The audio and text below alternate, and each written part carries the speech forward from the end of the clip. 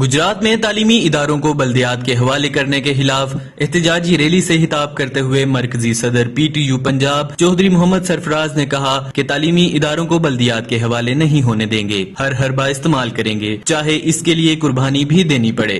حکومت نے اگر اپنا فیصلہ واپس نہ لیا تو احتجاج کا سلسلہ پورے پنجاب میں پھیلا دیں گے۔ انہوں نے کشمیر پر کلسٹر بموں کی مذمت کرتے ہوئے کہا کہ ہندو بنیاد پرست ہوش کے ناخن لیں ورنہ کشمیر کو بھارت کا قبرستان بنا دیں گے۔ تمام اساتذہ کشمیری عوام اور پاک فوج کے شانہ بشانہ ہیں۔ صدر پنجاب ٹیچرز یونین ضلع گجرات چودھری ساجد نت، ڈاکٹر آصف گوندل، چودھری یاسین ریچ، محمد منیر چگتائی، صدر پنجاب ایجوکیٹرز ایسوسی ایشن محمد عامر بوٹا، صدر ایس سی ایس ٹیچرز ایسوسی ایشن چودھری طارق محمود، اختر شاہد ساہی، صدر انگلش ٹیچرز ایسوسی ایشن ہاور ضیاء الاسلام اور دیگر قائدین اساتذہ نے خطاب کرتے ہوئے کہا کہ حکومت کو تعلیمی اداروں کو بلدیاتی اداروں کے حوالے کرنے کا فیصلہ واپس لینے پر مجبور کر دیں گے۔ انہوں نے کہا کہ تعلیمی نظام کو تباہی سے بچانے کے لیے تعلیمی اداروں کو بلدیاتی اداروں کے حوالے کرنے سے گریز کرنا چاہیے اور ملک و قوم کے بچوں کے مستقبل کو بچایا جائے۔ موجودہ حکومت کے سرکاری تعلیمی اداروں کو بلدیات کے حوالے کرنے کے فیصلے سے